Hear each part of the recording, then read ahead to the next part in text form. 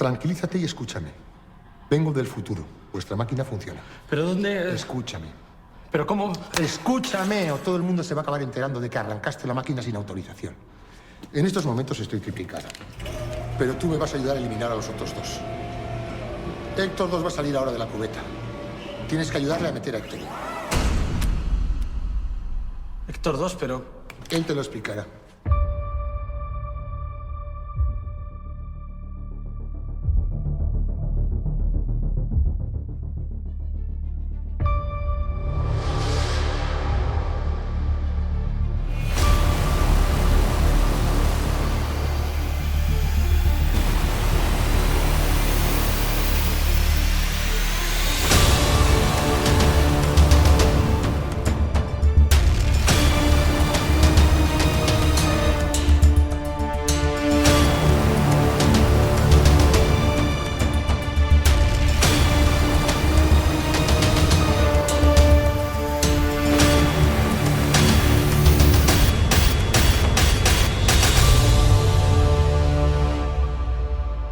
Hola a todos y bienvenidos a El Cine Nunca Muere, tu podcast de cine. Hemos vuelto, esta vez creo que con un poco menos de espacio que entre capítulos que la última vez. Veremos, la última vez que dijimos esto hubo un capítulo en postproducción durante meses, pero vamos a ver qué sale de aquí. Y nada, esta noche tenemos compañía. Antes de nada tengo conmigo a Jacobo. Buenas noches, Jacobo. Hola, buenas noches. Sí, bueno, todo depende de lo que tardes tú en montar esto, porque ya se sabe. Bueno, pero como la propia película de hoy nos explica, todo es relativo. Entonces, a lo mejor este podcast ya se está editando antes de que lo estemos grabando. Ajá. Esto es como en Spaceballs. Estamos escuchando el podcast mientras lo grabamos. Lo grabamos tal cual queremos editarlo, claro, porque ya sabemos. Efectivamente. Sí. Buenas noches, Diego. Buenas noches. Y tenemos con nosotros a nuestro primer invitado, Cristian. ¿Qué tal? Pues buenas noches y bueno, muy bien aquí de acompañaros aquí en este programilla que ya tenía ganas de sumarme aquí a la fiesta. Creemos que eres Cristian 3, ¿no? Sí, ya os explicaré después. Bueno, realmente ya os lo he explicado porque soy Cristian 3, pero aún no lo sabéis. Pero soy Cristian 3.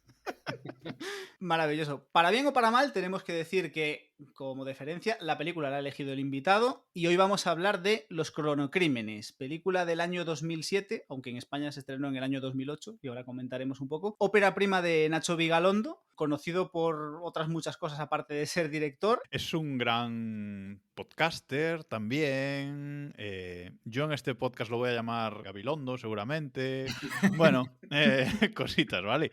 Pero es un director que siempre le ha fascinado mucho el tema de contar historias con misterio y con suspense. Luego, a lo largo del podcast profundizaremos un poco más en eso, pero ya en esta ópera prima ya lo deja ver. O sea, ya es una obra que su base es el misterio, aunque va de viajes en el tiempo, pero en todo momento hay mucha tensión y él con situaciones cotidianas, una llamada de teléfono, un paseo por el campo, etcétera, intenta generarte ese interés, ¿no? A ver, yo quiero decir que ante todo, Vigalondo, en mi cabeza al menos, es por encima de todo un troll profesional. De hecho, es el hombre que acudió al maltrecho podcast que tenían Arturo González Campos y Juan Gómez Jurado de Cinemascopazo, en el cual cada semana traían un invitado, visionaban una película y la comentaban.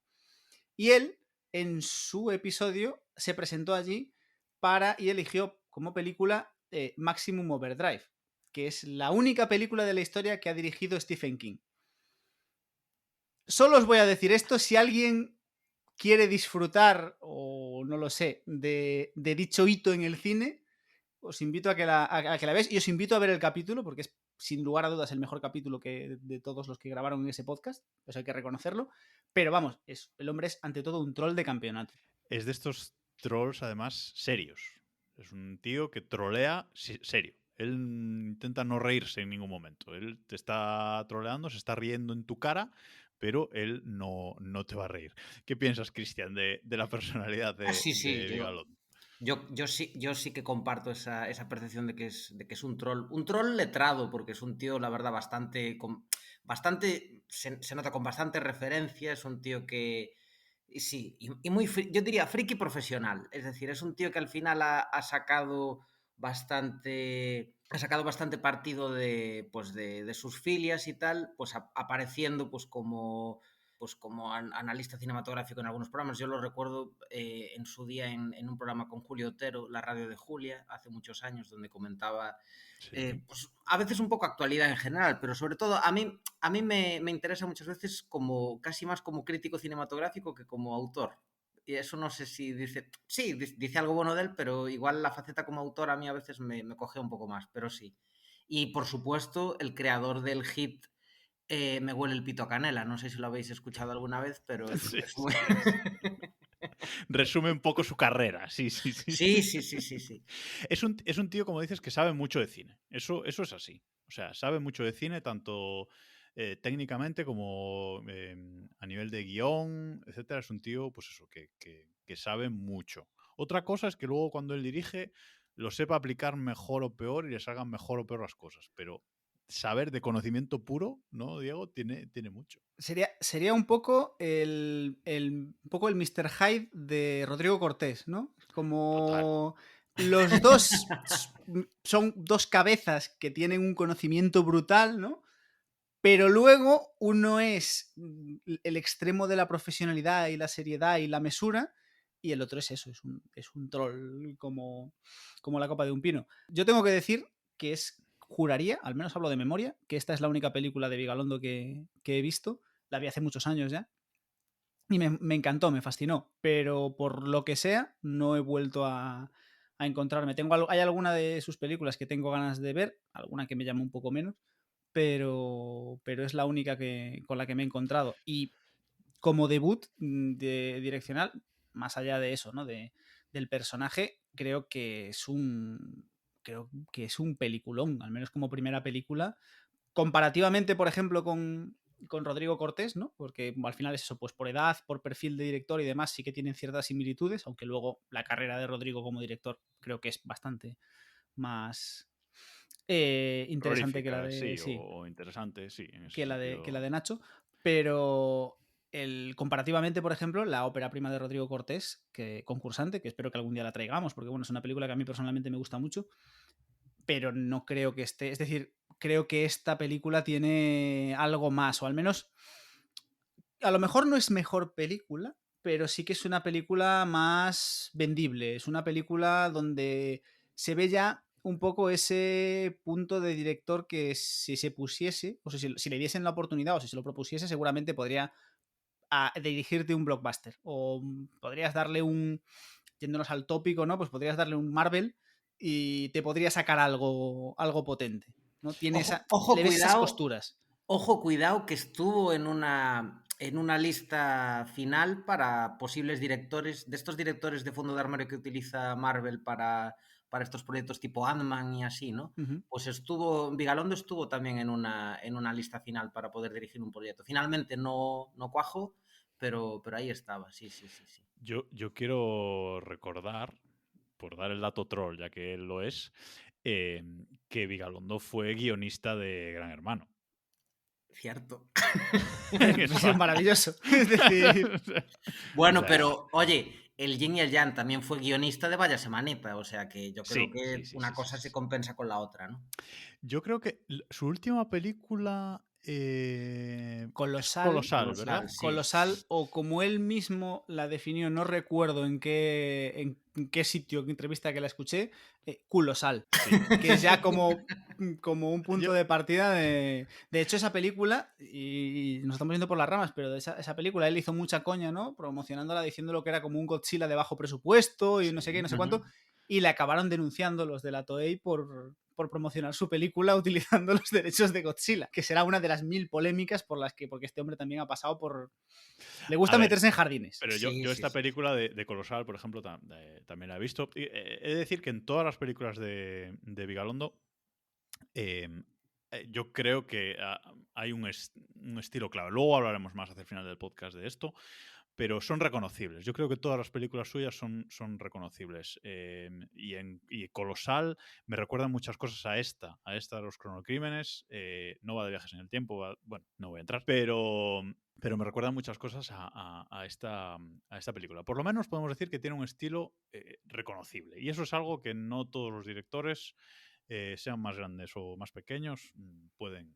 Y no nos vamos a enrollar más, vamos a ir directamente ya con el reparto. El reparto principal de esa película es una película de no demasiado presupuesto y es una película de no demasiados personajes tampoco. Creo que salen en pantalla 4 personajes solamente, o 4 actores por lo menos, aunque hay un quinto por ahí que ahora comentamos. El protagonista es Carra Elejalde, que es Héctor 1, Héctor 2 y Héctor 3. Ahora veremos por qué. Aunque Héctor 3 a veces es este otro doble que es Juan Inciarte. ¿No será Héctor 2? Héctor 2. Claro. Héctor 2. Ah, Héctor 2. Héctor 2. Sí. Tiene que ser el 2. Sí, el 3 no. Sí, correcto. Y es un actorazo. O sea, Carra Elejalde ya no solo en esta película, sino ya a partir de ahí ya lo era antes y ya a partir de esa película lo ha seguido siendo. O sea, es uno de los grandes actores de España, tanto en, digamos, en películas de drama como en comedia, que es algo que me fascina a mí personalmente de Carra. O sea, tan pronto te hace un peliculón dramático de la leche como te hace una película de coña, de humor absurdo, ¿sabes? Carra Elejalde es la película, es decir, la película tiene 4 personajes, pero realmente tiene uno, es decir, el resto es un poco relleno para lo justo, el resto, lo comentaremos, interactúan lo justo para que este personaje se mueva. Pero Carra Elejalde es, entre otras cosas, coprotagonista de Airbag. Por Dios. Es decir, momento de silencio, película legendaria, al menos para todas las personas de nuestra generación, creo. Sí. Cristian y yo, vamos, esa película es que la hemos visto un par de veces juntos, yo creo. Hombre, yo creo que si no se vendió como tal, a mí me suena que en su momento se hizo una comparación como que fue el Pulp Fiction español, yo creo, ¿no? En su momento, porque correcto, aparte coincidió por la época, estos 90s, ¿no? Pero bueno, yo os voy a decir una cosa, ya ahora aquí a pecho descubierto.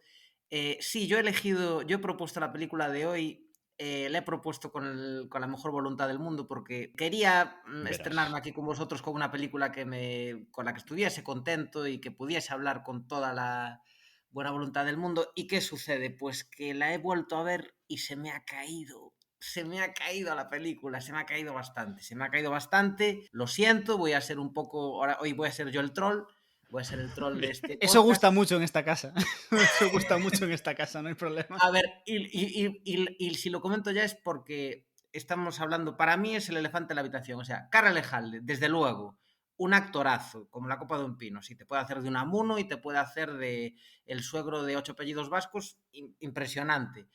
Pero yo es que en esta película, chicos, no sé cómo lo veis, pero yo es que no me lo creo. No sé si es que es el guión y a lo mejor no soy capaz de distinguir qué es el guión y cuál es su actuación, pero es que yo creo que es el guión, ¿eh? Yo creo que es el guión porque yo la he vuelto a ver también, la he visto esta tarde, de hecho, otra vez. Es una película corta, es una película que dura hora y media. Y estoy de acuerdo contigo que a mí al principio, a las primeras escenas, me rascaba un poco. Pero creo sinceramente que es el guión. Creo sinceramente que es como le han pedido que actúe. Porque si te fijas en la parte final, ese Héctor 3 de la parte final ya actúa de otra manera. Yo ya lo veo de otra manera. O sea, ya es un personaje más seguro. Yo veo ya otra actuación ahí. Con lo cual, sí.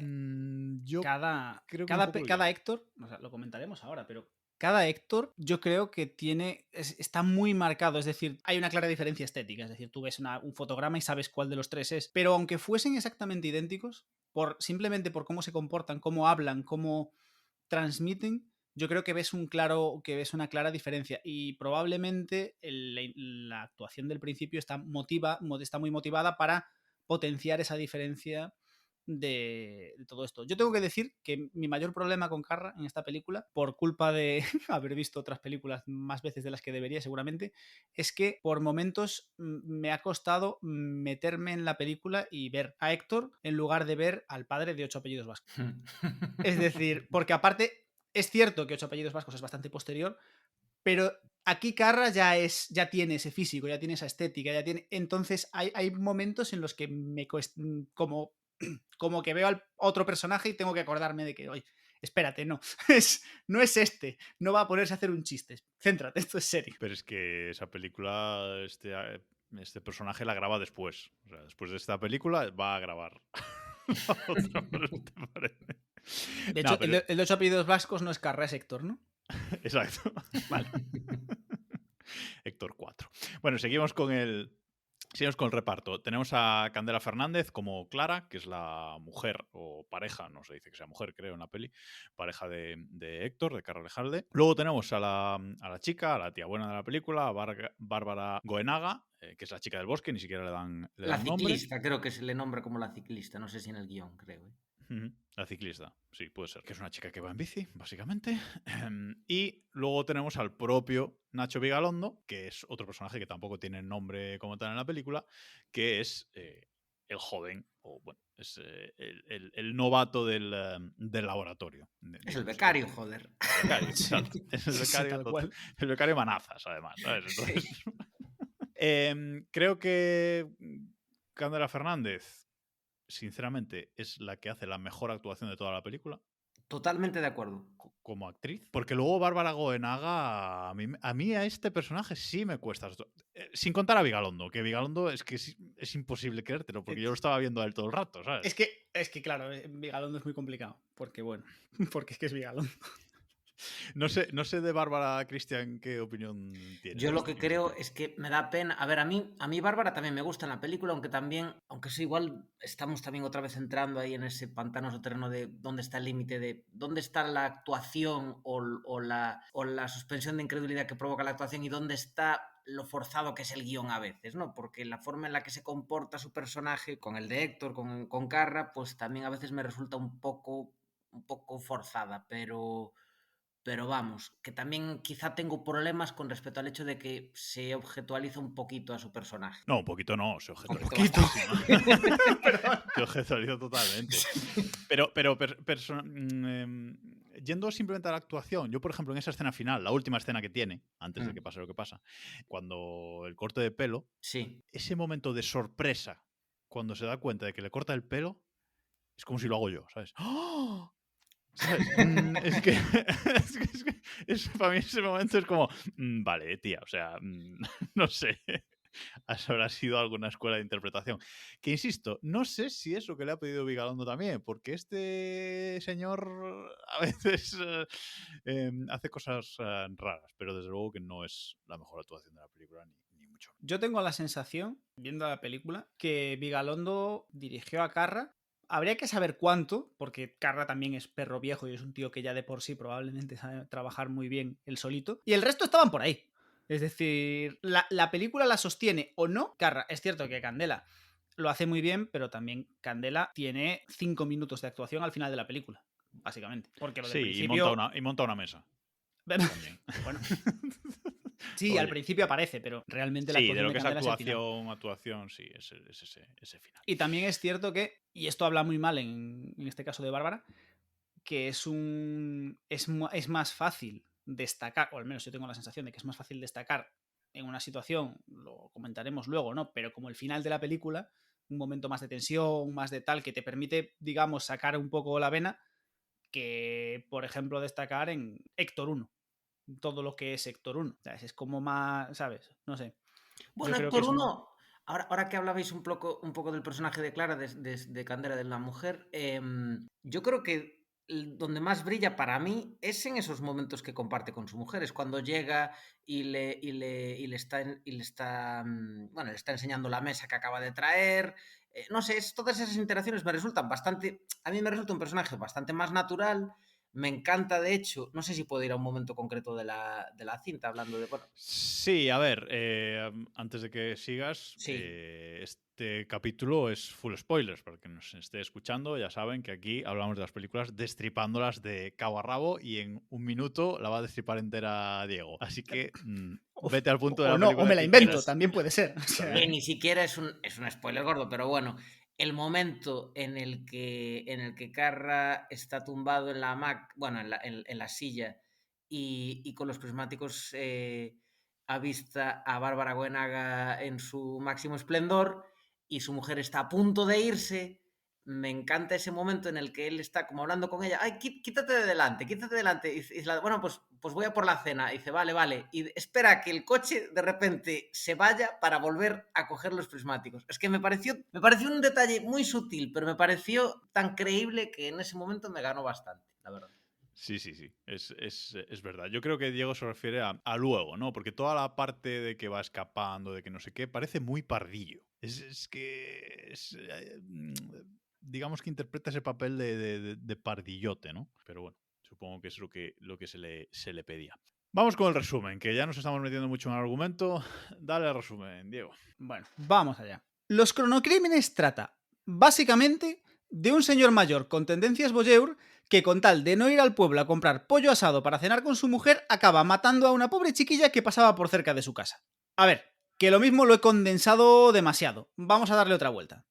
Como bien anticiparon los visionarios de Mecano con aquello de el 1, el 2, el 3, esta película va de Héctor 1, Héctor 2 y Héctor 3, que al final son el mismo Héctor, pero cada uno más viejo que el anterior, aunque estén en el mismo lapso temporal. Sí, es todo un poco lío. Todo esto empieza porque Héctor 1 está en su casa ejerciendo su sana afición de cotillear a sus vecinos con unos prismáticos desde el jardín. Y en esto, que estaba ahí todo tranquilo con sus cosas de voyeur, y se encuentra con que en medio del bosque que tiene al lado de casa hay una chica que se está desnudando por orden de Héctor 2, que ha decidido disfrazarse de slasher con lo primero que pilló en un contenedor. Al ver tal tropelía, Héctor 1 se lanza raudo a ayudar a la pobre chiquilla. Eso, o que es un viejo verde que no quería perder la oportunidad de ver a una jovencita en pelotas de cerca. Aquí ya vamos a dejar al juicio de cada uno de nuestros oyentes determinar cuáles eran las verdaderas motivaciones de Héctor 1. En cualquier caso, Héctor 1 llega a la chica y se la encuentra desnuda e inconsciente. Pero antes de que la película pueda ir por unos derroteros que no vienen al caso, aparece en escena Héctor 2, también conocido como el slasher, también conocido como el tío de las vendas. Por lo que sea, Héctor 1 escapa despavorido al ver a un Héctor 2 que tiene toda su cara tapada con vendas de color rosa. Sí, rosa.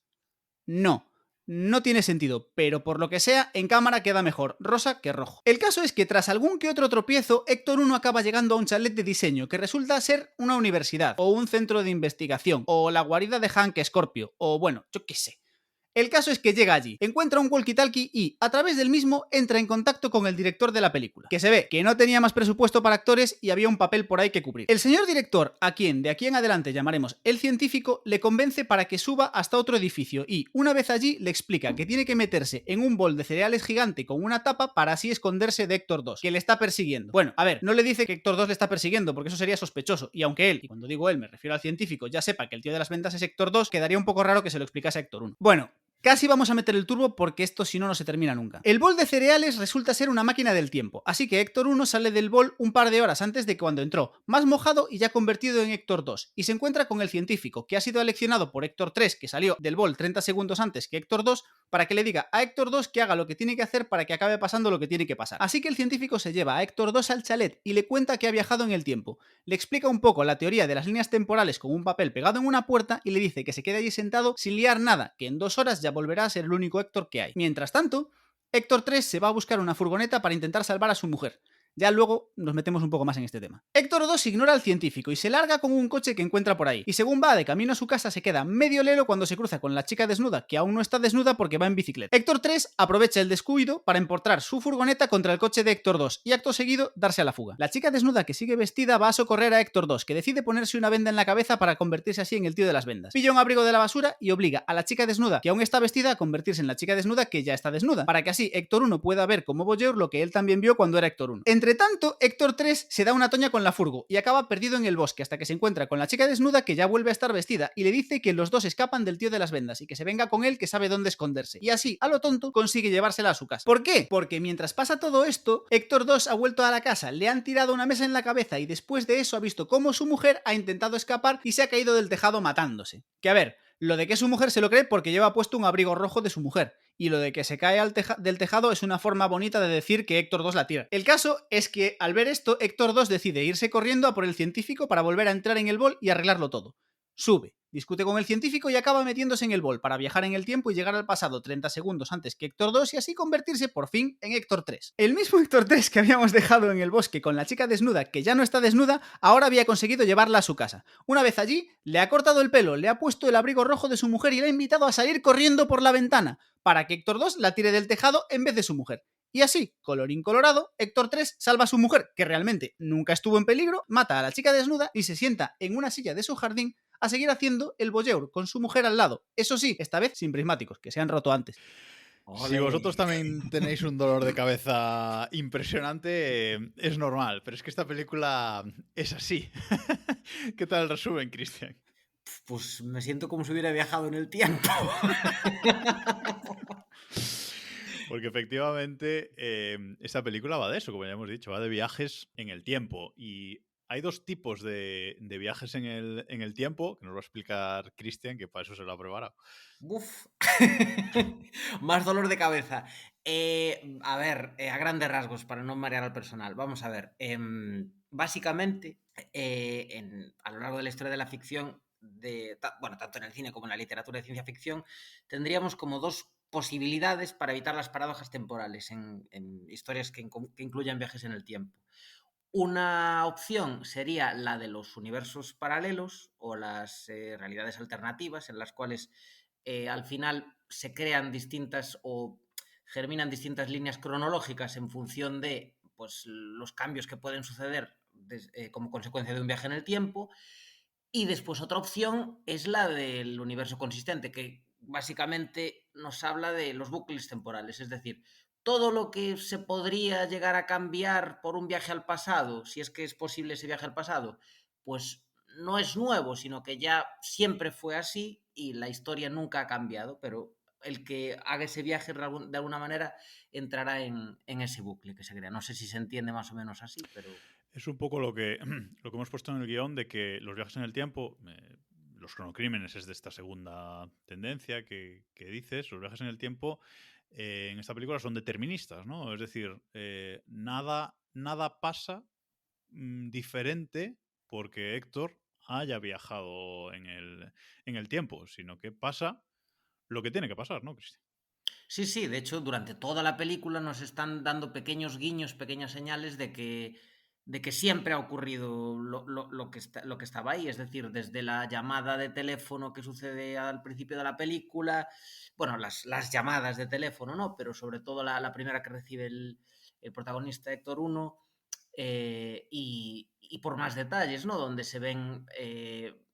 por ejemplo, la forma también, yo creo que un detalle donde se ve el determinismo en esta cinta es el momento en el que el personaje de, si no recuerdo mal en ese momento, es Héctor 2, coge la linterna, la tira al jardín y en el momento en el que no era la linterna, coge el walkie, lo tira al El jardín walkie. y cuando lo enfoca con la linterna se da cuenta de que al lado está la pila del bol de cereales. Me ha encantado esa denominación porque sí parece que se mete en un bol de leche y sí, o sea, es decir, es como que él de alguna manera, o también incluso las veces en las que no acaba de acertar al momento en el que tiene que hacer según qué gestos, cuando él ya es consciente de que está metido en la pantomima de un viaje en el tiempo y de que él ahora mismo está impersonando a otro personaje de todo este episodio rocambolesco, pues el momento en el que se da la vuelta, como el slasher, decíamos, ¿no? El hombre de las vendas rosas, y hace como si tuviera unos prismáticos, pero no los tiene, y hace solamente el gesto con las manos, ¿no? Y creo que lo hace un par de veces, si no me doy... Sí, si lo no hace. recuerdo mal. Sí, creo que 3 veces. Pero a mí me parece maravilloso. Es un toque que me parece. Sí, sí, Así sí, como hay sí. ciertas cosas en la película, especialmente la facilidad con la que Héctor entiende y asume que tiene que hacer lo que tiene que hacer para que todo siga siendo como fue. Es decir, la facilidad con la que él hace el clic de decir, hostia, que yo tengo que desnudar a esta tía porque sí. Del mismo modo que eso no me encaja, me encanta ese guiño de que claro, él sabe que tiene que hacer eso, pero no sabe realmente a dónde tiene que enfocar, porque está en el medio de un bosque. Entonces, está muy guay como él va haciendo el gesto una vez, otra vez, hasta que acierta. No es como este árbol no es, aquí, ahora sí, y sale corriendo Héctor 1. Sí. Además, en esta película, eso que dices de que Héctor entiende, hay los distintos Héctor, los Héctor 1, 2 y 3, es muy curioso porque Héctor 1 no tiene ni idea de lo que está pasando hasta la primera vez que viaja en el tiempo. Cuando viaja en el tiempo y se convierte en Héctor 2, se da cuenta, que es lo que dices tú que no te encaja, se da cuenta de que tiene que hacer lo que él ha visto anteriormente, lo que Héctor 1 ha visto anteriormente, para que el nuevo Héctor 1 lo vuelva a ver. Correcto. Él ya, digamos que su comportamiento ahí sí que es determinista porque dice, no, tengo que hacer esto para que ocurra lo que ocurrió antes. Y en cambio luego el Héctor 3 es como el Héctor inteligente, ¿no? Como el Héctor que dice, no, a ver, voy a arreglar esto. Voy a inventar yo lo que tengo que hacer para que todo sea como yo quiero.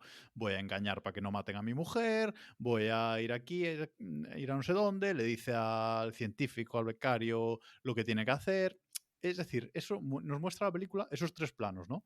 Del Héctor 1, que no sabe lo que hay que hacer, el Héctor 2, que simplemente repite lo que ha visto desde otra posición, y el Héctor 3, que intenta inventar él, que en realidad no inventa nada, pues es todo determinista, lo que hay que hacer. No sé, Cristian, si lo ves así Sí, sí, también. sí, sí. Yo también creo que ahí se ve como una especie de espiral de aprendizaje continua, ¿no? Y un, em, pues un ensayo y error, ¿no? Con respecto a distintas situaciones. Pero también me choca, como dice Diego, ese momento en el que cuando están en el silo del becario, bueno, en el silo el becario le intenta explicar con el folio este que está en el reverso del calendario, ¿no? Le intenta explicar cómo Sí. funciona cómo está funcionando ahí el viaje en el tiempo, que sí, la verdad, gráficamente es, vamos, en un golpe de vista ya se capta perfectamente.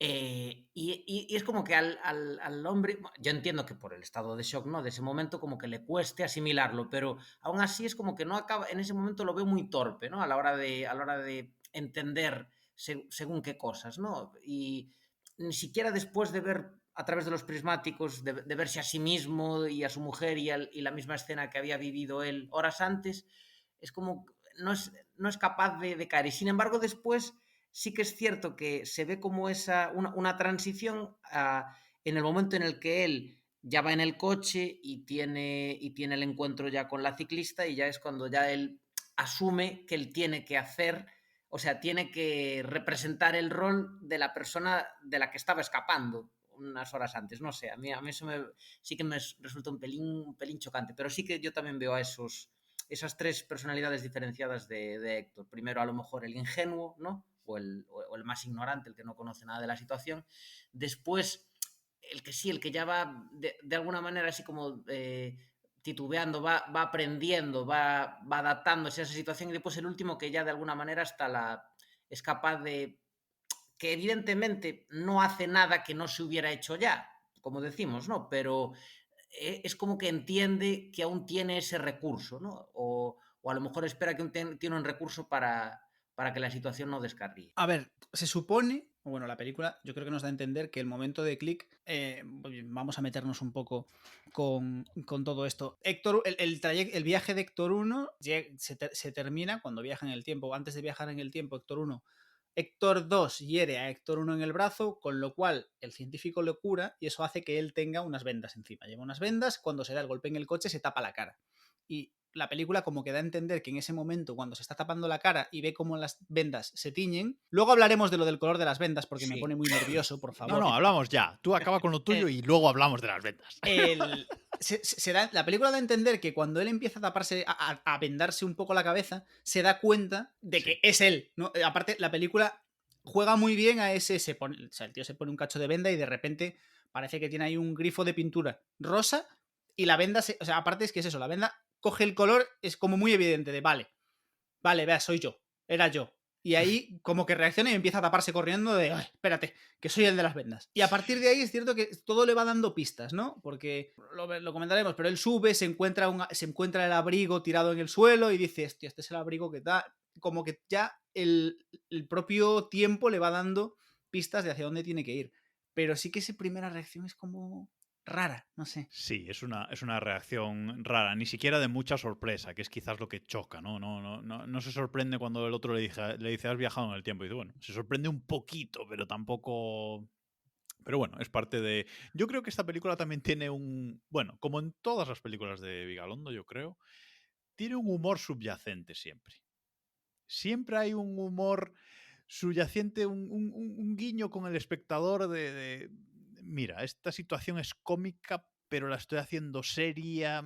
Yo en las películas de este tío, tal vez sea porque sé que es un troll y entonces ya mi cabeza ve cosas que no hay, pero a mí siempre me da esa sensación, ¿no? De que siempre hay un poco de, mira, este ha viajado en el tiempo y le da igual, ¿sabes? No sé. Bueno, en fin. El Sí, color...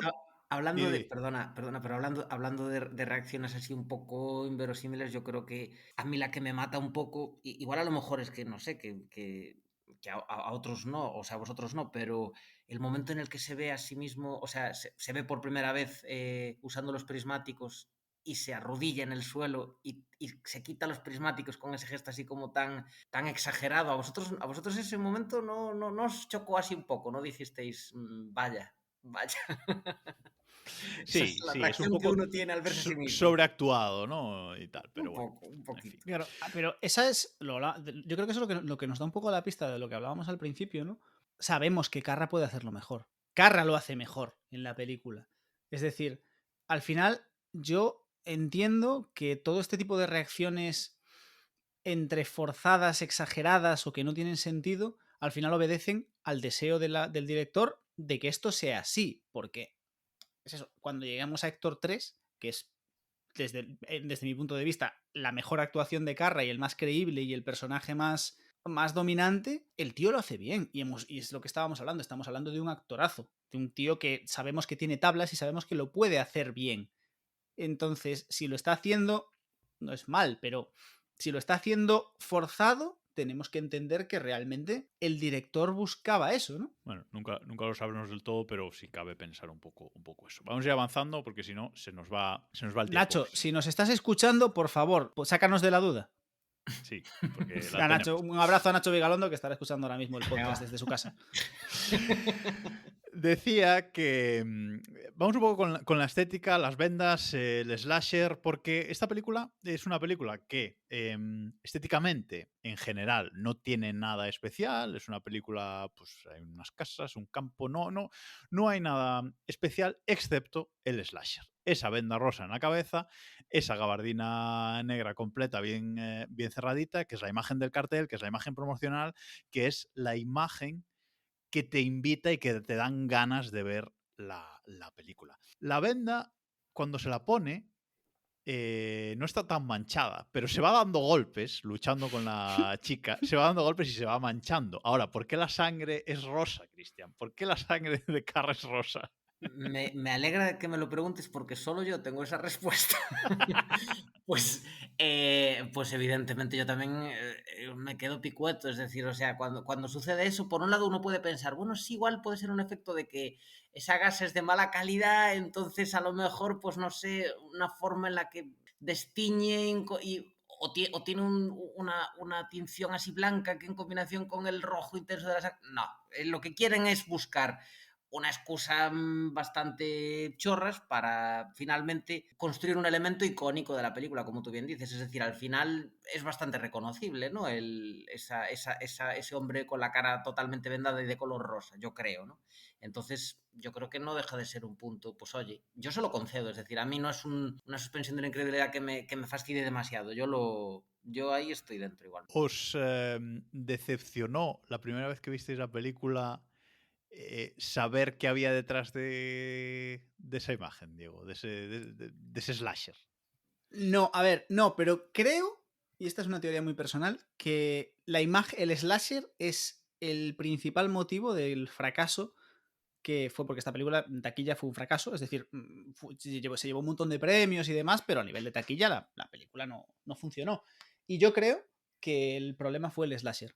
Yo creo que la estética, tanto incluso del tráiler, de los pósters, la imagen de la película, te invita a esperar una película muy diferente a la que realmente te encuentras. Yo, por ejemplo, que soy una persona que no soporto el cine de terror, no me gusta, lo paso extremadamente mal y no lo disfruto en absoluto, entonces yo no veo películas de terror ni nada por el estilo. Yo pasé muchos Yo años sin ver tampoco. esta película por eso. Es decir, yo vi el cartel y dije, vale, esta mierda no es para mí. Y hasta que pasó mucho tiempo y viví un poco más de qué iba y me enteré de esto y dije, vale, esto no es de lo que yo creo que es. y entonces vi la película y dije, vale, esto tiene su chicha, y en su momento me flipó, ¿no? Es una película que la primera vez que la ves, sobre todo si no te sabes un poco el pastel, impacta mucho. Luego sí que a lo mejor con los revisionados, Cristian nos acaba convenciendo de que es un bluff, ¿no? Yo no os voy a convencer, no. De hecho, ojalá estuviera en vuestra piel ahora mismo. Es decir, yo de alguna manera estoy un poco triste por eso, porque la verdad es que la tenía... Yo sí que, antes hablabais de las pelis que habéis visto de Vigalondo, yo sí que las he visto todas.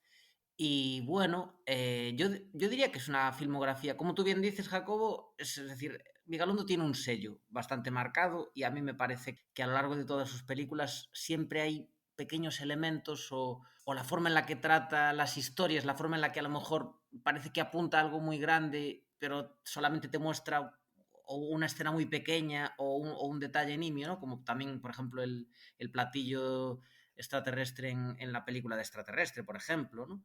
Que a mí me parecen ideas de genio, sinceramente. Pero, claro, esta película a mí es que sí, yo creo que con respecto al tema del marketing probablemente se enfocó mal. Es decir, el tema de... Sí que es cierto que en el título de la película no solamente hay como una referencia clara a la ciencia ficción, sino otra al terror, es decir, cronocrímenes, ¿no? De alguna manera ahí lo contiene todo, ¿no? Aparte de que yo creo que como título es está bastante bien, ¿no? Y tiene su gancho, pero aún así, bueno, y normal utilizar para la imagen promocional de la película al hombre de la cara vendada, pero claro, si después, yo creo que el mayor peso que tiene la película es el juego del viaje temporal, básicamente, y ubicarla en el contexto de, no sé si está grabada en Cantabria o no, pero bueno, en medio del monte, vamos, por decirlo así, con muy poquitos elementos en juego, Sí. ¿no? Pues a mí eso es lo que me parece más interesante. Otra cosa, cuidado, porque esta película decimos que es del 2007, ¿no? Sí. Sí. Yo no sé ahora mismo, no sé si vosotros, creo que sí que la habéis visto, me consta que Jacobo sí, habéis visto Primer, ¿verdad? Sí. Y Sí. Primer es del 2004, ¿puede ser? Por ahí. Lo buscamos ahora mismo. Te lo busco Yo ahora la, mismo. yo la vi tarde, mientras, Yo también mientras lo vi tarde, Jacobo... pero... Mientras Jacobo hace sus labores de investigación en su archivo secreto. Sí, es de 2004. Es de 2004. El demonio está en los detalles, solo digo eso. Pero vamos a ver, no vamos a hablar ahora de Primer porque No, eso entonces... no tengo ibuprofeno suficiente en mi casa, pero Primer es una película para que se da dolor de cabeza, mucho. Y bueno, Primer es una película escrita, rodada y pensada por físicos sobre cuestiones físicas. Y hasta aquí vamos a leer. Ya si queréis otro día, compramos mucho ibuprofeno y hablamos de Primer. Pero estáis conmigo en que esta podría ser una aproximación castiza de Primer para Damis. Sí, o Primer para cuñados. Primer para cuñados. Es un poco, sí, es una simplificación extrema de Primer, que es una película que se puede seguir. A ver. Recordemos, antes de dejarte seguir, Diego, que. Vigalondo, un saludo, Saludo, Nacho. Gracias. Recordemos que el viaje en el tiempo de esta película es de 1h30. O sea, que yo creo que eso es una coña interna, cuando en Primer pues es de varios días, etc. No vamos a meternos en Primer, pero es de 1h30. O sea, es todo el viaje en el tiempo que logra hacer. Es genial eso. De hecho, el propio Vigalondo, como personaje, el becario, lo define como: entonces solo has viajado un rato. Solo ha viajado un rato. Esa es la genialidad de la película. Pero realmente es que pero no te hace falta más. No. Es una película. Han jugado muy bien. En que es una película de bajo presupuesto al final. Es una ópera prima, una película de bajo presupuesto, con 4 actores y probablemente Carra sería, no sé, amigo del primo de Vigalondo o algo así, porque a estas alturas no sé cuánto cobraría. El estatus de Carra no sé cuál sería, pero probablemente el presupuesto de la película sea su sueldo. Pero al final ha sabido jugar muy bien, con muy pocos elementos, ha sabido enmarcar la película, como dices, en un ambiente barato, es decir, a priori es muy barato, solo necesitas una casa vieja, una casa un poco más chula y un bosque. 2 coches viejos, muy identificables, ¿no? Uno blanco, uno rojo, para que quede muy evidente cuál es cuál. Y uno negro. Pero el negro no tiene importancia dentro de la trama. Es decir, el coche blanco y el coche rojo son casi personajes, forman parte de la trama. El coche negro es un atrezo como pueden ser las casas, ¿no? Pero con 4 cosas que hasta la mesa que le tiran a la cabeza es una mesa del Ikea, o sea, tampoco no se han gastado pasta ni en eso. Entonces, con eso, con muy poquito, te demuestran que una buena historia de ciencia ficción no necesita más. Tú no necesitas un presupuesto de 200 millones para rodar una película sobre viajes en el tiempo del copón. Y no necesitas un viaje de 10 años para hacer una buena película de viajes en el tiempo, al menos para tener un buen argumento, ¿no? Y es más, no necesitas efectos especiales para hacer una película de viajes en el tiempo. Efectivamente. Porque el hecho de viajar en el tiempo dentro de un tazón de leche, que toda la ciencia ficción que hay es que le ponen una tapa que sube y baja, o sea, es el conceptazo. O sea, es que además hasta cuando llena el tazón ese de leche, lo llena con un bidón que parece de los de Central Leche Asturiana. Sí, estos sí, sí, grandes. Sí, sí. Es como... De Pero las da vacas igual. de Cantabria, por supuesto, claro. Claro, por supuesto.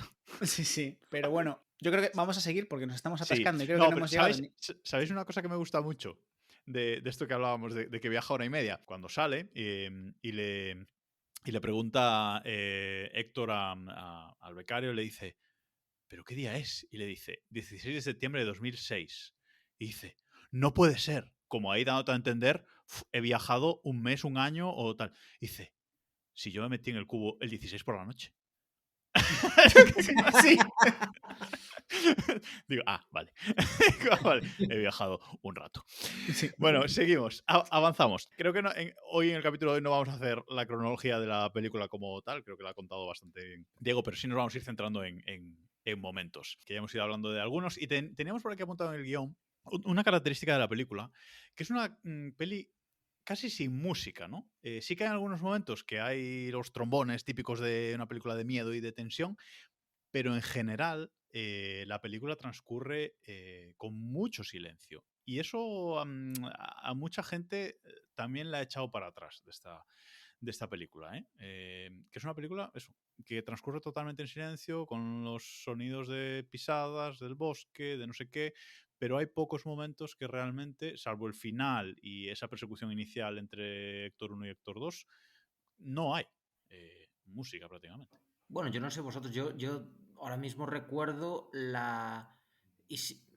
no sé si no la podrías reproducir ahora ni silbando ni nada, pero recuerdo un poco la melodía de los violines, ¿no? Que son así como, así chillando, no sé si, Sí, bueno, y es todo lo que hay. En los momentos de tensión, ¿no? Probablemente cuando en la primera vez que experimenta la situación y está desde el punto de vista del perseguido, ¿no? Y entonces, pero bueno, pero me parece más que correcta, es decir, a mí de hecho me parece que eso aporta bastante tensión a la cinta. Y después que utilicen temazo de Blondie para el final, pues me parece también muy acertado. O sea, quiero decir, yo no tengo nada que decir de la banda sonora, malo, vamos. Yo no he dicho que sea malo, ¿eh? Yo no he dicho que sea malo. He dicho que no lo hay. Yo creo que funciona muy bien con la película. El jugar más con el sonido FX, con el sonido ambiente, con ruidos y demás, creo que juega mucho más e incluso ese silencio le da un poco más de tono de, no sé, incluso de tensión. Pero bueno, yo no creo que sea, a mí no me parece algo que pueda sacarte mucho de la película. Yo creo que si entras, es decir, yo es algo yo vi la película la primera vez y ni me planteé si había música o no había música en la película. Yo entré y estaba siguiendo la trama. Perfecto. ¿Cuál es vuestra escena favorita de la peli? Yo la tengo bastante clara, pero no sé vosotros cuál es vuestra escena favorita. Pues... Bueno, voy diciendo yo la mía entonces, mientras vosotros Bien. Para mí mi escena favorita es esa parte en la que Héctor 1 rompe el cristal del centro de investigación, entra dentro y coge el walkie-talkie. Y desde ese momento que coge el walkie, para mí, hasta que llega arriba al silo, para mí es la mejor parte de la película, porque coge el walkie, alguien desconocido empieza a darle indicaciones, alguien que no conoce empieza a darle indicaciones, empieza a hablar de cosas raras, de que está viendo unas cámaras, de que no sé qué, se fía totalmente de quien le está hablando por el walkie, que no sabe ni siquiera quién es, y luego esa escena toda subiendo por el camino de una tensión máxima, que se encienden las luces del camino, que se apagan, que si corre, que si me caigo, que si te está persiguiendo, que si lo está viendo, que si viene en coche. Es decir, es una escena de muchísima tensión y toda esa parte a mí es lo que más me gusta de la película, sin duda. Vaya. Es una escena que está muy guay sobre todo cuando te la vuelves a ver o te la planteas al final de la película y te das cuenta que todo eso es el científico sentado en una silla inventándose cosas. Porque al final de la película te das cuenta de que, de que todo es mentira. Está el tío sentado en una silla contándole movidas para que conseguir que Héctor haga lo que quiere que Héctor haga. Yo creo que tengo clara la mía, pero voy a dejar a Cristian. Si lo tienes claro, te voy a dejar que...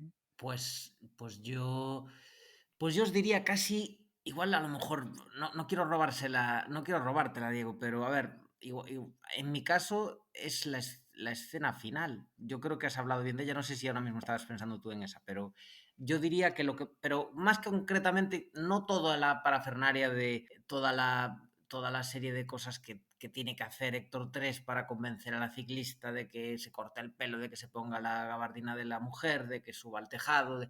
No, es más bien el momento en el que tiene pues en la que tiene que convencer a su mujer de que se esconda en ese cuartucho, ¿no?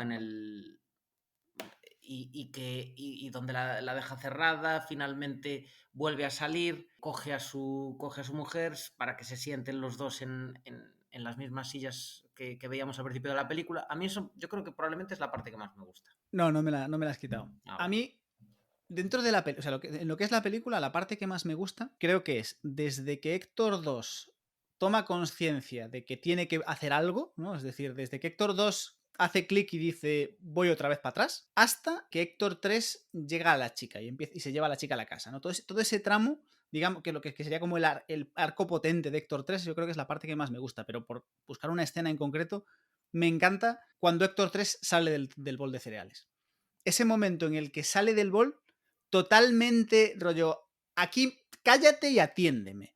He viajado en el tiempo, esto es así, va a pasar esto, tienes que hacer no sé qué, no sé cuánto, y se esconde. Y lo hilo mucho con ese momento en el que coge el walkie, que se encuentra con después de chocar con la furgoneta, no sé qué, y se encuentra con el walkie-talkie, ¿no? Porque aparte es muy bueno porque Héctor 2, antes de viajar, rompe el walkie-talkie, ¿no? Es decir, en ese punto Héctor 2, hay un momento maravilloso de la película. Cuando Héctor 2 decide viajar hacia atrás, Héctor 2 cree que puede cambiar lo que va a ocurrir.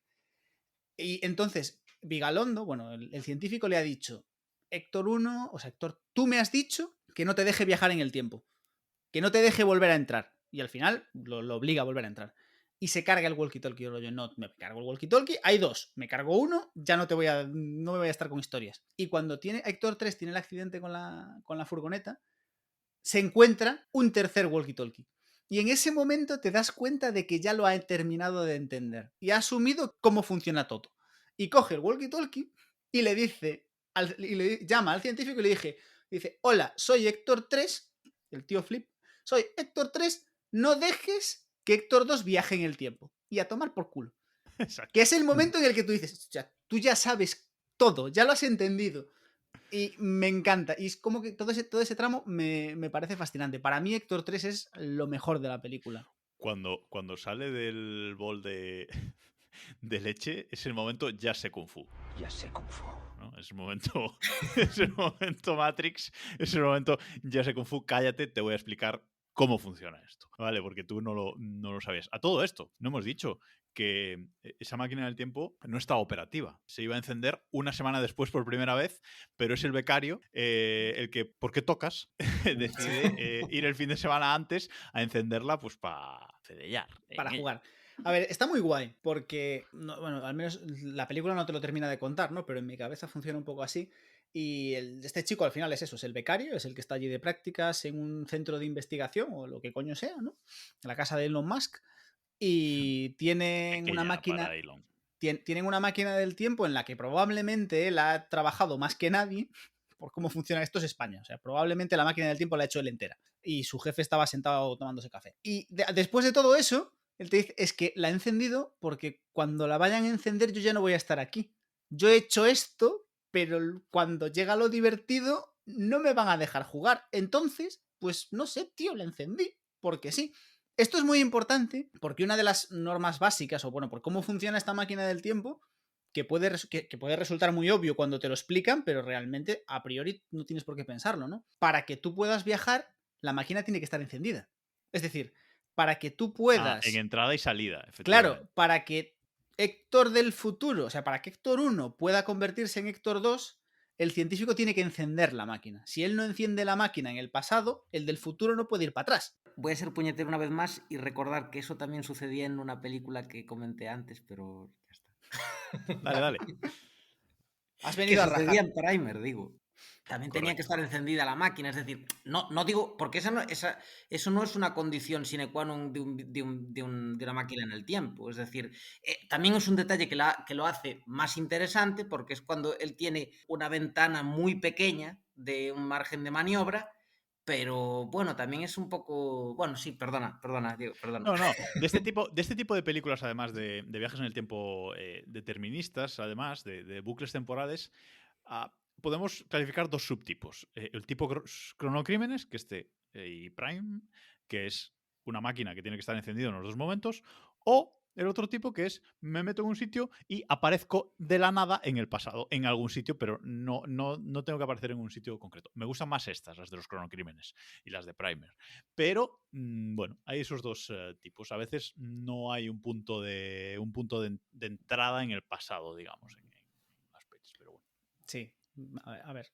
Es un hecho y es lo que y forma parte de la trama, es el motivo por el cual Héctor 2 viaja al pasado 30 segundos antes, porque no tiene más margen, es decir, la máquina se encendió y a los 40 segundos aparece el primer Héctor 2, o sea, el Héctor 1, es decir, empezamos a liarla, el 1, el 2 y el 3. En el caso, aparece el primer Héctor que viaja según lo que el espectador ve, ¿no? Según la cronología del espectador, el primer Héctor llega 30 o 40 segundos después de que se encienda la máquina. Por lo tanto, el segundo Héctor que viaja tiene que llegar antes y tiene esa ventana muy pequeñita de tiempo. ¿Y os habéis parado a pensar en la historia de la película a través de la perspectiva del becario? Es decir, el becario es eso, es frustrado pensando que no va a poder ver la primera prueba, el testeo de la máquina, decide encenderla y en cuanto la enciende sale un señor mayor, 30 segundos después sale el mismo señor mayor con menos heridas y le dice, vuélvela a preparar para esta noche porque es que lo tenemos que volver a meter. O sea, genial, ¿no? O sea, me molaría ver un corte, o sea, un director's cut desde la perspectiva del becario. Nacho, tío, ponte las pilas y danos el director's cut. Aunque sea un corto. Un corto. Pero a mí me encanta también porque esta película, volvemos a lo de siempre, esta película la ha hecho un español porque esta película solo podría haberla hecho un español. Porque, más allá de esto, la base de la película, es decir, esto pasa en una peli americana, ¿vale? Y cuando aparece cualquier Héctor sale de la máquina, bueno, ya partiendo de la base, vamos a suponer que el americano enciende la máquina, ¿no? El becario americano. Según algún Héctor sale de la máquina, este tío llama a su jefe y le dice, hostia tete, que la he liado parda. Que vamos, que la he liado parda, ¿sabes? Pero aquí no, o sea, aquí la máxima preocupación del becario es, oye, pero no le digas nada a nadie. O sea, yo hago lo que tú quieras, pero no le digas a nadie que esto ha pasado, ¿vale? También si esto fuera una película americana, para arreglar el embrollo, alguno de los Héctors habría matado a los otros dos y fin, se acabó. Habría sacado la escopeta y venga, y se acabó el programa y no tendríamos película, ¿no? Bueno, avanzamos. Un par de cosillas sobre la peli. ¿En qué momento, la primera vez que lo visteis, os engañó la primera vez que muere la mujer, entre comillas? ¿Pensasteis que realmente moría la mujer? Porque luego efectivamente nos cuenta que no, que era la chica, pero a mí sí me engañó, o sea, yo no tenía motivo totalmente, para pensar que no. Sí. Totalmente. Sí. La primera vez eso te lo comes. Y en general yo creo que la primera vez, más o menos, o sea, yo creo que la primera vez tú vas descubriendo la película a la vez que Héctor. Es decir, según Héctor se va dando cuenta de las cosas, tú también. Es decir, la primera vez tú te das cuenta que el tío de las vendas es Héctor cuando Héctor se empieza a poner la venda. Al final yo creo que más o menos tú lo vas descubriendo con Héctor. Habrá quien sea súper inteligente y en el momento en el que pasa lo de la llamada de teléfono ya sabe todo lo que va a pasar en la película, ¿no? Y habrá alguno que dirá que la primera vez que vio la película se dio cuenta que la primera vez que se cae la chiquilla al suelo, la primera vez cuando Héctor le echa la mano, se ve claramente que la chica, que el pie que agarra lleva unas Converse, unas zapatillas Converse iguales que las que lleva la ciclista. Por el número de pie. Es decir, se nota, o sea, no, porque es que antes en la película la película no juega, es decir, la película no es tramposa. La película, si tú te fijas, No, pero te va dejando pistas. te lo deja ver. Es decir, antes de que pase todo esto, el director te ha enseñado el calzado que lleva la ciclista. Para que cuando llegue esa escena y el tío echa la mano, si tú sabes lo que está pasando, te das cuenta de que ese calzado no es el de la mujer, ese calzado es el de la tía de antes. Es decir, en el primer momento, o sea, si alguien tiene dudas, no es que primero muera la mujer y luego él viaje y lo arregle, no, siempre se muere la chica. Claro, Desde el exacto. principio, pero la primera vez que ves la peli tú te lo comes con patatas porque no te estás fijando en esas cosas. Bueno, pues lo dicho, habrá alguien que lo haya visto, ¿no? Cuidado que yo he leído reseñas de medios especializados que piensan que la película rompe sus propias reglas porque primero juega con el tema del determinismo y después consiguen cambiar el pasado. O sea que evidentemente hay gente que aún Ni le idea. cuesta. Pero bueno, a ver, respetando oye, la perspicacia de cada uno, yo lo que sí te digo también es que sí nos va dejando pistas, pero yo creo que si se trata de construir un puzzle, las dos piezas que faltan, como son el abrigo de la mujer y el corte de pelo, o sea, son dos cosas que no hemos visto hasta el final de la película, hasta que el otro considera... El abrigo sí. El abrigo sale al principio de la peli. Sí, cuando Sale se al va por el principio, digo, pasillo. pero el hecho de que lo llevara la Ah, persona que se cae, quiero decir, sí. claro, es como hacer es un salto grande, porque no es que se caiga una mujer random y de repente tú puedas pensar, pues podría ser o la mujer, pero también podría ser la ciclista.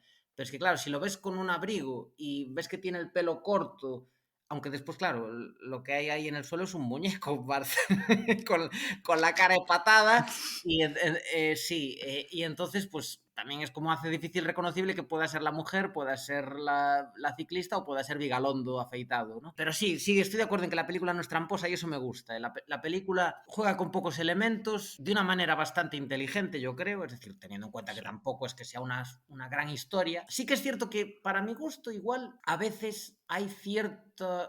Es como si el guión no estuviese pulido en ciertos puntos centrales donde, pues no sé, es decir, a ti, Diego, dices que te gusta mucho la forma en la que Héctor 2 va aprendiendo, ¿no? De cómo funciona esta dinámica del viaje en el tiempo y cómo tiene que desenvolverse en esa situación. A mí también me gusta, pero al mismo tiempo es como que yo noto que la película de alguna manera operaba en base a una lógica normal hasta el momento en el que el protagonista entra en el... Teniendo en cuenta ya que, bueno, cada uno puede pensar, bueno, tú si un científico, o sea, si una persona que no conoces a través de un walkie-talkie te dice, corre, ven aquí, y te dice, ves que tu perseguidor está fuera, asoma por la ventana y te dice la otra persona, no, tú escóndete dentro de aquí de este cacharro que ahí no te verá. Pues digo yo, yo creo que no.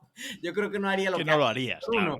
claro. Pero bueno, pero aún así es como que todo tiene cierto sentido y de repente está todo, aparte y lo bueno que tiene, eso sí, es otro aspecto positivo de la cinta, es que no tiene exposición, es decir, no están intentando explicarte, salvo el momento en el que Vigalondo le tiene que explicar a Héctor que se ha metido en una máquina del tiempo y un poco cómo funciona pues la lógica de la película, de la ciencia ficción de la Que película. no tiene una voz en off ahí que te está explicando Claro, cosas, claro. efectivamente, una cosa así. Y precisamente la película cobra sentido a través de la gestualidad del protagonista, de pequeños detalles, pequeños guiños. Quizá el momento en el que me parece que es como que utiliza el recurso más facilón es el punto en el que Vigalondo reconoce que existe un Héctor 3 y de repente se nos muestra una escena desde el punto de vista del primer Héctor que sale de la cubeta y ya se ve esa mano escondida detrás de una de las taquillas del Héctor que había salido 30 segundos antes, ¿no? Que no era necesario, porque No, luego porque cuando después ya lo sale ves Héctor, cuando claro, aparece. exacto. Eso incluso sobra. Bueno, pero yo creo que sí que podemos estar de acuerdo en que es una película bastante redonda en el sentido de que bueno, empieza con Héctor y la mujer sentados en las sillas estas del campo y acaba de la misma forma. Hay un Héctor al principio y hay un solo Héctor al final. Y todo lo que pasa en el medio es la película y es lo que Vigalondo nos explica desde distintos puntos de vista. Intenta explicarnos absolutamente todo lo que ocurre en la película. Creo que no hay nada en la película que ocurra y no se explique. No hay agujeros la película no tiene agujeros de guión. La película tiene, o sea, pues eso, podemos discutir cuán creíbles son ciertas decisiones de los personajes, ¿no? Sobre todo eso, ese proceso de darte a entender cómo funciona el viaje en el tiempo, asumirlo y hacer, es decir, es un poco extraño, pero también es cierto que viene autojustificado por la película. La película, en el momento en el que, o sea, en el momento en el que tú entiendes que es un universo determinista, que es algo que la película en ningún momento te dice, porque las únicas reglas que te dice Vigalondo en la película, o que te dice el científico, que aparte está genial porque tarda 2 minutos en explicarte con un dibujo cómo funcionan los viajes en el tiempo, según él o según lo que él entiende, y es eso, yo entro aquí, salgo aquí y cuando vuelvo al mismo punto todo está igual. Y la película nunca te dice explícitamente que sea un universo determinista, pero te lo demuestra. En el momento en el que tú entiendes que es un universo determinista, puedes asumir ciertas cosas que son extrañas porque es que tenía que pasar. Entonces, tenía que pasar, vale, tenía que pasar. Pero más allá de eso, ¿no? De que te pueda costar más o menos aceptar ciertas decisiones de los personajes, la película no tiene agujeros de guión. Que, ojo, no es nada sencillo en una película de viajes en el tiempo. Y la película, todo tiene sentido, desde, no, lo que decíamos, no juega contigo, es decir, siempre te ha mostrado las cosas tal como son. Si tú o sea, tú terminas la película, te la vuelves a poner y no hay nada que digas, pero es que aquí la primera vez hizo no sé qué y la segunda me lo enseñó. No, la película no se esconde, todo ocurre igual. Vosotros también estuvisteis buscando el momento en el que están los dos arrodillados después de que Héctor 1 mire a través de los prismáticos, al Héctor 3 yendo con el carrito de golf, yendo por detrás, porque sí que se ve un momento que Vigalondo, o sea, el personaje de Vigalondo mira hacia atrás y es el momento en el que está viendo cómo el otro se está yendo con el carrito, mientras el Héctor 1... no sé si os estáis ubicando. Sí, perfectamente. Pues digo, no sé si vosotros también lo intentasteis buscar con las miradas en algún momento. En el segundo visionado, sí, pero... Sí. Yo en su Pero día... no aparece. No. En su día, la película es eso. A ver, evidentemente tiene que jugar un poco. Es decir, porque la película tiene que jugar lo suficiente como para que, evidentemente, si tú estás viendo la escena de la primera vez y ves pasar un tío por detrás, hay algo que no cuadra, porque a ti te están diciendo que ahí no hay nadie. Entonces, Claro. en el momento en el que ves al tío por detrás, esto ya es un sin Dios. Pero es eso, te mete los guiñitos, te mete ese Vigalondo girándose de por qué te giras, qué estás haciendo, y luego tiene sentido. Entonces, yo creo que está bien. Yo sí que recuerdo, la primera vez que vi la película es después volver a ponerla, no volver a verla, pero sí que volver a ponerla como buscando voy a ver si te encuentro la doblez, ¿dónde me estabas engañando? Y no, la película es honesta en ese sentido, así que evidentemente tiene ciertos juegos porque si no sería evidente. Una pregunta rápida, sin enrollarnos, simplemente contestando Complicado. a la pregunta. ¿En qué momento os disteis cuenta de que esto era una película de viajes en el tiempo, más allá del título, de que esto era una película de viajes en el tiempo y de cómo iban a ser las cosas realmente? Pues, hombre, yo creo que desde el momento en el que entre en la máquina, es decir, yo sí que es cierto que hasta ese momento ves que hay un elemento misterioso, la chica, alguien lo persigue. Yo, sobre todo, claro, teniendo en cuenta el título, podía sospechar que ahí ya había cierta cuestión que involucraba el viaje temporal, pero podría no haber sido así, podría haber sido sin más porque como la película hasta ese momento no había establecido cuáles eran las normas de los viajes en el tiempo, pues podría haber sido una situación que después se revirtiese de alguna forma o se modificase, no sé. Bueno, y crono también se puede referir a, yo qué sé, asesinatos con un tiempo determinado, o, ¿sabes? No sé, tampoco tiene por qué el título, por qué llevarte a viajes en el tiempo, ¿no? Sí, de hecho sí. El tema es que después, ahora dándole, igual es sobreanalizar, ¿no? la película, pero si vosotros le dais una vuelta, realmente, ¿quién es el que crea la idea de la numeración de los Héctor? Es decir, ¿quién creéis que es el que crea la numeración de los Héctor? ¿Creéis que es Vigalondo? Pues no me doy cuenta ahora En teoría sí, porque cuando se lo explica en el Silo la primera vez con el pero ahí dibujo, no. le dice, este es Héctor 1, esto sería como Héctor 2, ¿no? Pero es que es un bucle porque ha sido el propio Héctor 3 el que le dice, yo soy Héctor 3. Ahí está. Efectivamente. O sea que, ¿quién creó ese concepto? El huevo o la gallina. Cuidado, ¿eh? Sí. Forma... Es un bucle. Es un bucle. Yo me di cuenta de esto cuando sale, ¿ves? Cuando sale del tanque. O sea, cuando sale del silo, en realidad. Cuando se lo dice Vigalondo, la primera vez que la vi, la verdad es de día, claro. Y es de día, exactamente. Cuando sale y se ve que es de día, yo ahí ya digo, vale, aquí... aunque te puede quedar la duda de, bueno, lo metió ahí y estuvo dormido hasta el día siguiente. Pero sí, ahí es cuando ya empiezas a darte cuenta de que va el tema, pero no antes. Y es bastante mérito por parte del director de esto. Diego.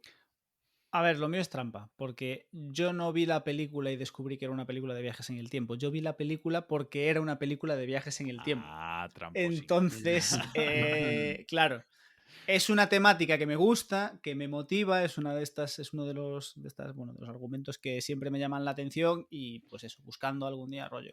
No sé, alguna película de viajes en el tiempo había visto y fue un necesito más, ¿no? Es de esto que ves una película de... Es un género, no es como ahora pues los superhéroes, ¿no? Que ves una película de superhéroes hay cada 2 meses, pero me pasa también mucho cuando... A mí me gustan mucho las películas sobre distopías. Y normalmente cuando ves una, y sobre todo cuando ves una de esto que dices, hostia, esta me gusta, me lo he pasado bien, necesito más de esta mierda, y te pones a buscar las mejores películas de viajes en el tiempo. Y no sé qué, y no sé cuánto, y llegué a esto. Y es una película que en su día, para mí, había pasado por totalmente desapercibida, por lo que decíamos, porque yo veía el póster y decía, esto es un asesino zumbao, esto no es para mí, no es mi género de película. Yo pensé lo mismo que tú con el póster, ¿eh? O sea, no lo comenté antes, pero tal cual. O sea, yo no vi esta película en su momento y la vi muchos años después por el póster, pero bueno. Avanzamos. Vamos a hablar un poco más de Vigalondo y de un poco cómo fue en su momento toda la promoción de esta película y todo lo que la rodeó, porque creo que también es importante, aunque ya nos queda 10 minutillos, pero hubo una campaña, Cristian, podríamos decir, de protoviralización en Internet, ¿no? Porque todavía pues, Sí, Twitter estaban haciendo, las redes sociales no tal, pero Vigalondo sí que tiró de ahí.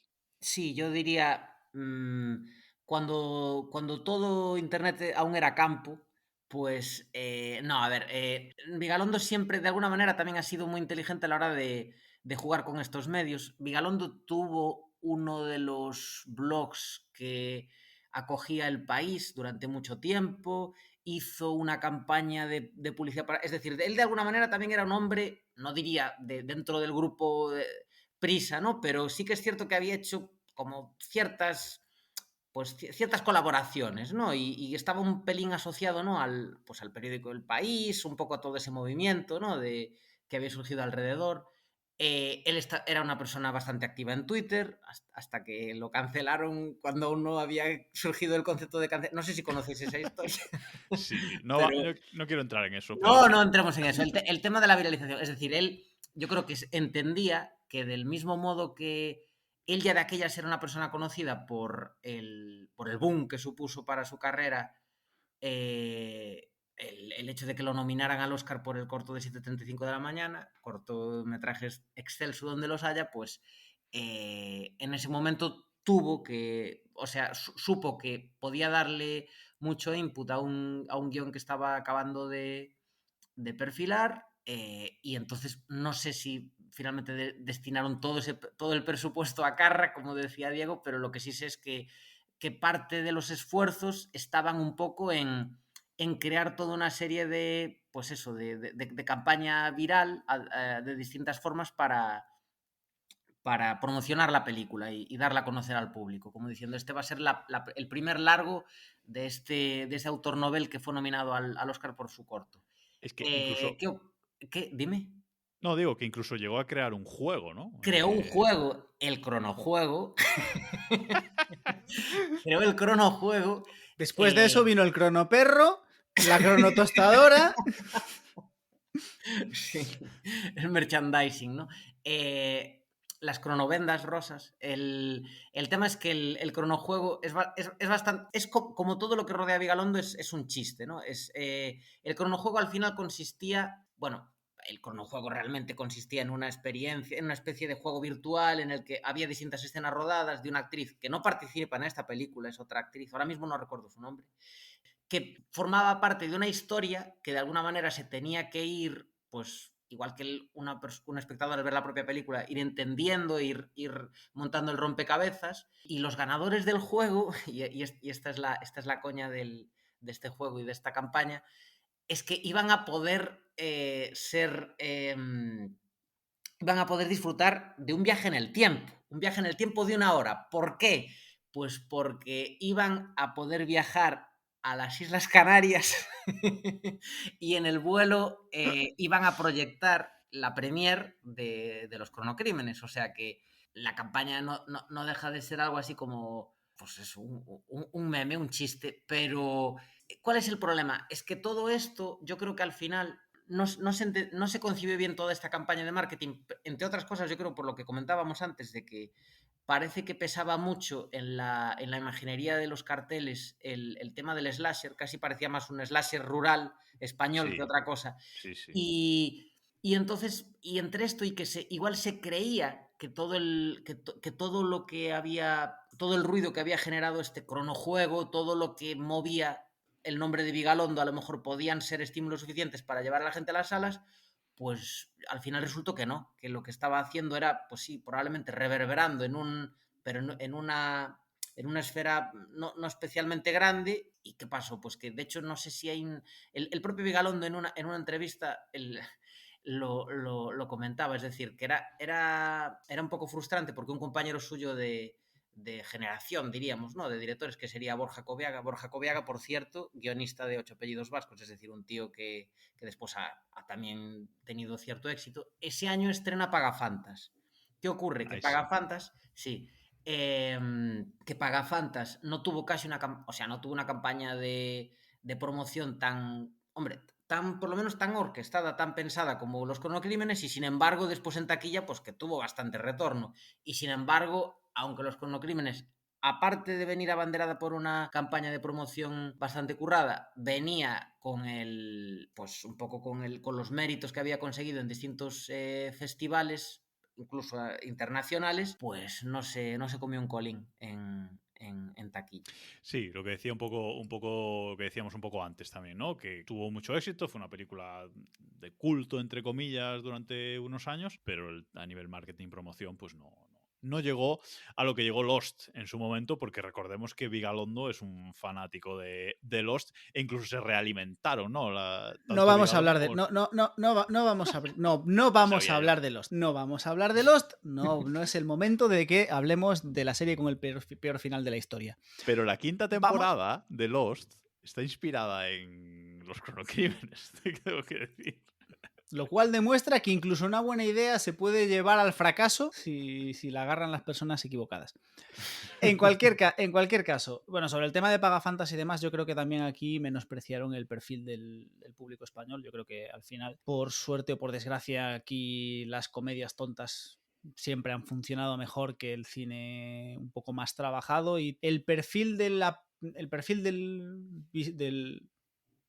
persona que va. Estoy con el vocabulario roto. El perfil de los espectadores que van a la sala en España a ver cine de España, es mucho más fácil que arrastrarlos con una comedia que con una película de este estilo, porque el perfil de la persona que ve este tipo de cine es el perfil de la persona que en cuanto ve una cartel y ve que la película es española dice no, ya está, pero bueno. Lamentablemente estoy de acuerdo. En España Sí. triunfa mucho más Padre no hay más que uno, 2 y 3, ya que estamos hablando de 3, y cosas así, que películas como esta. Porque, por ejemplo, Campeones, que a mí me parece un peliculón descomunal, una película que sí que triunfó, pero que también se vendió como comedia. En cierto modo es comedia también, un poco, ¿no? Pero bueno, es una dramedia, yo diría, ¿no? Es una película que triunfó, pero porque se vendió sobre todo con esa vis cómica. Y realmente es una pena que ocurra eso, porque hay grandes directores en España y que se hacen Mira, películas muy buenas. Pero... voy a poner un ejemplo muy rápido para cerrar este tema. Buried, película Sí. dirigida por Rodrigo Cortés, un pelotazo espectacular, que lo petó, tuvo un gran éxito y demás. Esa misma película, con el mismo director, el mismo formato y demás, si se hubiese llamado Enterrado y lo hubiese protagonizado Luis Tosar, por ejemplo, ¿no? Vamos a... Bueno, Luis Tosar a un tira, ¿eh? Cuidado. Vamos a coger eso, un Luis Tosar, que es un tío que, vamos, ya le gustaría a Ryan Reynolds ser tan buen actor como Luis Tosar. Y vamos, yo estoy aquí que mañana me caso con Ryan Reynolds si me lo pide. Pero aún así, la película no, olvídate, no habría sido lo que fue, porque de eso tenemos ciertos prejuicios y que nos arrastran hacia un lado o hacia el otro. Y bueno, yo creo que podemos cerrar, si os parece bien. Nos quedan... Tenemos que puntuar esta película, pero antes vamos a hacer un pequeño... Yo creo que hemos hablado mucho de viajes en el tiempo en este capítulo, y yo os voy a preguntar, antes de que me deis la puntuación, si os gusta la forma o este tipo de películas de viajes en el tiempo deterministas, ¿no? Y os gusta este tipo de juego, o os hace más gracia los viajes en las películas, las historias de viajes en el tiempo que sí que permiten al protagonista pues manipular las cosas, digamos. Cristian, dale tú. Como siempre, el honor de ser el primero. Vamos a ver. Pues, jolín, es que es como, ¿a quién quieres más? ¿A papá o a mamá? Porque es que yo también aprecio mucho. A ver, si tuviera que escoger una, casi me quedaría con esta variante de viajes temporales, es decir, con la variante determinista, con los universos consistentes. Pero es que también la otra posibilidad también a veces es muy jugosa, ¿no? Dependiendo de si buscamos un viaje en el tiempo, pero en un terreno así más pegado a la comedia. Y, por ejemplo, una de las sagas de mi vida, que es Regreso al Futuro, es una saga que sin rubor abraza las dos posibilidades y ya está, y para adelante y ya está. Yo voy a decir una cosa. Si los viajes en el tiempo existieran en la realidad, me gustaría la parte de los universos alternativos, es decir, de que yo viajo en el tiempo y puedo cambiar la historia. Ahora, para cine, para películas, para series, etcétera, me gusta mucho más este tipo de viajes en el tiempo deterministas, en el que evidentemente vas descubriendo poco a poco esa determinación del universo, y además me resultan más entretenidas a nivel espectador porque está esa cosa de ir sacando los fallitos, los agujeros de guión. Aquí Vigalondo lo hace muy bien porque es un viaje de hora y media que es bastante difícil cagarla en el guión y, como hemos dicho, no hay agujeros.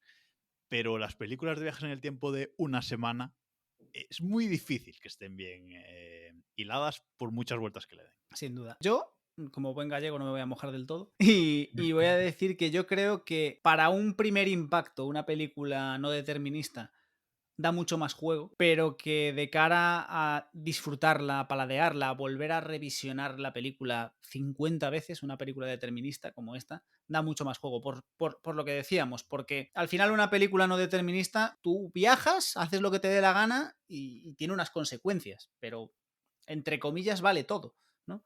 Pero aquí no, aquí sí que es cierto que para que la cosa funcione tienes que hilarlo bien y si te saltas algo, te hemos pillado.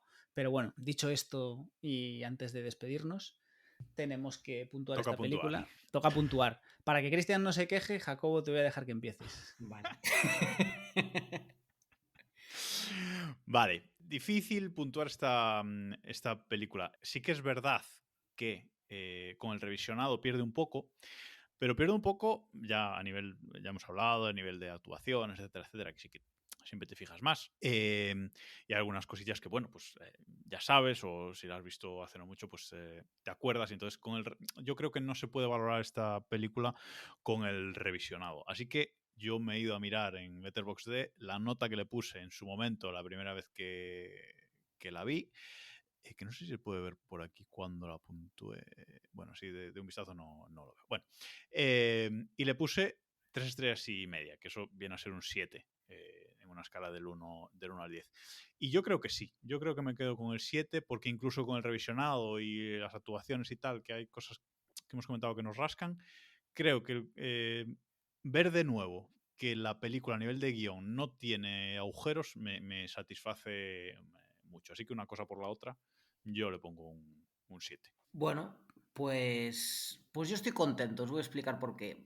Haciendo un poco de metapodcast y pensando en como yo os he escuchado diligentemente todos vuestros otros programas y a veces sé que tenéis ciertas pullitas con el tema de la puntuación, porque si uno puntúa con tanta nota una película y entonces eso en qué lugar deja la otra que tiene menos, no sé. Yo como me voy a estrenar con esta película y ya os comenté el problema de que, y como comenta Jacobo, que quizá hay esa sensación un poco como de desencanto en un segundo visionado, pero un poco faltaba el tercer acto, faltaba Héctor 3 aquí en mi histórico de valoraciones, sí. Pero Cristian 3 no era el del principio, ahora serás Cristian 2 o Cristian 1, vamos a ver. Claro. Ahora voy a volver al principio del programa, me voy a dar una colleja a mí mismo, así como hace el otro, así, placa, y me voy a decir, espérate a que acabe el podcast, porque después de esta charla y todo lo que llevamos hablando, la verdad, habéis conseguido como que digo, no. O sea, me ha bajado un poco, pero me ha vuelto a subir. Es decir, no tanto como estaba antes, pero quizás se ha estabilizado un poco. Es decir, yo si antes, por ejemplo, la primera vez que la vi, igual era un poquitín más optimista que tú, Jacobo. Igual yo a lo mejor le hubiera puesto un 8 y medio. Quizá a lo mejor ahora estaba, sí, siendo honestos, estaba en un 6 y finalmente creo que la voy a dejar en un 7, entre un 7 y un 8, un 7 y medio. No sé si aquí estáis con medio punto, con medios puntos o lo que Sí, sea. tú Pero... puedes darle Al gusto, puedes ponerle un gusto. 7,32 si quieres. No- Pues, Aquí, a tu libre criterio, como si fueses un físico. 7,5 me parece más que justo. Pues yo voy a intentar enrollarme y voy a decir que sí, que le iba a poner un 7. Creo que es una película que no se merece menos porque me parece una película de notable. Creo que sí que tiene cositas que no tampoco deberíamos darle más puntuación, pero en lo general creo que funciona muy bien. Creo que es una película que si no habéis visto, habéis hecho muy mal en escuchar este capítulo porque os hemos destripado la película, pero es una película que yo creo que todo el mundo debería ver. Creo que es una película muy divertida, que sobre todo la primera vez que la ves, que te engancha. Es una película rápida y creo que eso, que un 7 es que juega muy bien el 7. Es un poquito más, un poquito menos, pero bueno, creo que un poquito menos sería quitarle ese notable que yo creo que se merece. Un poquito más ya pues entramos en discusiones. Y hasta aquí. Con esto lo dejamos por hoy. Jacobo pidió 1 hora y tenemos un bruto de 1 hora y media. Veremos en cuánto se queda esto Me doy tras con la un canto en edición. los dientes. Me doy con un canto en los dientes. Tras la edición y poco más. No llegaremos al récord de la Justice League de Zack No, Snyder, eso no. que tuvo sus cositas.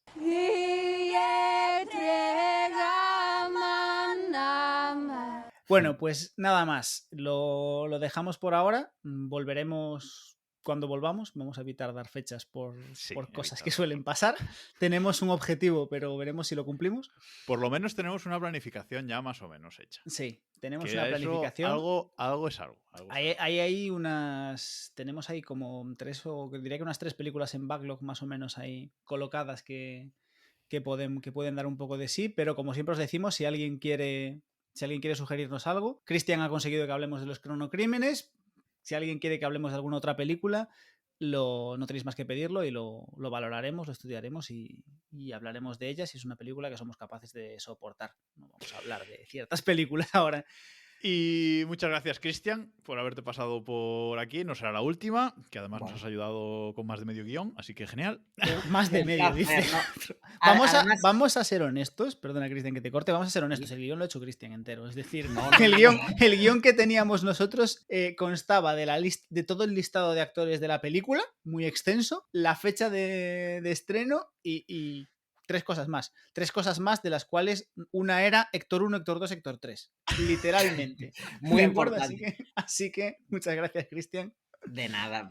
Pero vamos a ver, bueno, un placer, por supuesto, pero es que además yo creo que si me llevo así como una medallita, quiero ponérmela de haber traído a este programa la primera película española que se pasaba por aquí, ¿no? Sí. Sí, y lo tenías complicado porque realmente había una película española, o bueno, no tengo claro si es española, pero por lo menos con sangre española, que estaba ahí en la recta pendiente de salir y has adelantado, pero no, está muy bien. Bueno, pues muchísimas gracias a todos los que nos escucháis. Ya sabéis, os podéis seguir en cineNuncaMuere.com. Ahí tenéis una pestañita Escúchanos y desde ahí pues podéis contactarnos por todos lados. Podéis escuchar el podcast en todas las plataformas: Apple Podcast, Spotify, iVoox, en todos los sitios que queráis, Google Podcast incluso, Amazon Music, etcétera. Y en redes sociales, ya sabéis, estamos en Twitter y en Instagram, y nos podéis escribir también por correo. O sea que, bueno, cualquier cosa, elcineNuncaMuere.com, y desde ahí podéis hacernos llegar las sugerencias que queráis. Nada más por esta vez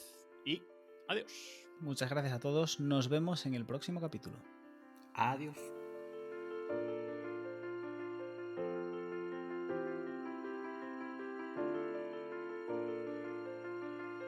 Podemos ponernos el nombre y un número detrás, como Héctor 1, Héctor 2, Héctor 2. Cristian 3, te vamos a llamar. Cristian 3. Yo soy el Cristian 3, porque soy el Cristian que volvió varias veces a intentar grabar el podcast porque siempre me equivocaba. Vale, pues preséntate así.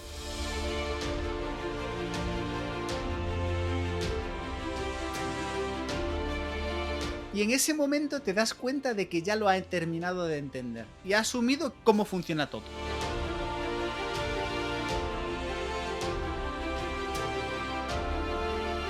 No, hablamos ya. Tú acaba con lo tuyo y luego hablamos de las betas. También es como hace difícil reconocible que pueda ser la mujer, pueda ser la ciclista o pueda ser Vigalondo afeitado, ¿no? Cuando llega lo divertido, no me van a dejar jugar. Entonces, pues no sé, tío, le encendí, porque sí.